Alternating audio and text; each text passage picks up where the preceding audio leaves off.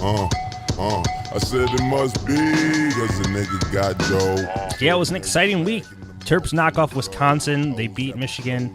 They're 23-5, 11-4 in conference play, undefeated at home in conference play. They're a top 10 team.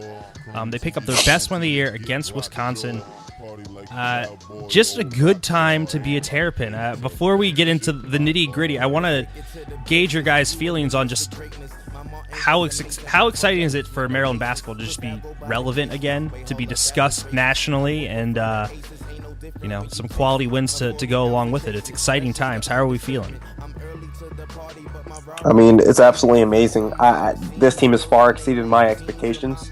Like I said on the last pod, when a third-year team transfers out, it's pretty safe to say that the future is uncertain of the upcoming season and even the program, and it's gone far better than I ever would have thought. And I'm just so excited for Big Ten tournament and excited for March Madness. But first, we got to take care of these last two games.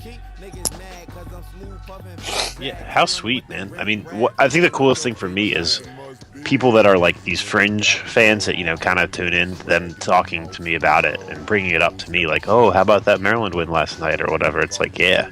I mean, part of me is like bitter about it and doesn't like bandwagoners, but the other part is just like, man, it's nice to be in that conversation. It's awesome when you're watching another game and the highlights come up. That's really, really satisfying. Absolutely. And I'm into the bandwagon fans jumping on. I encourage them, welcome them with open arms.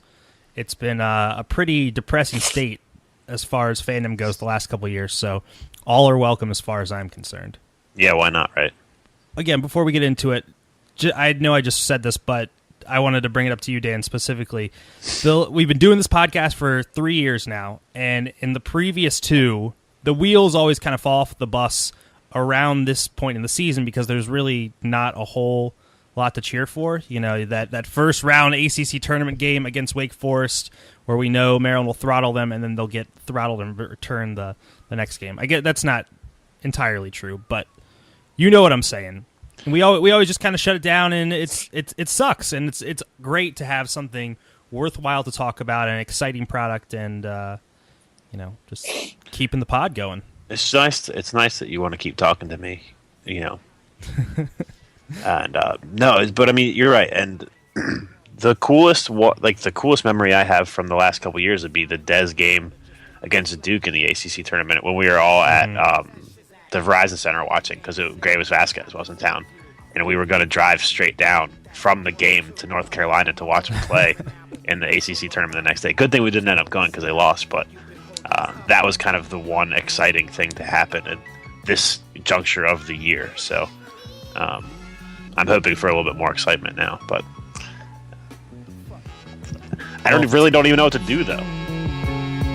It's 2014. Get called waiting.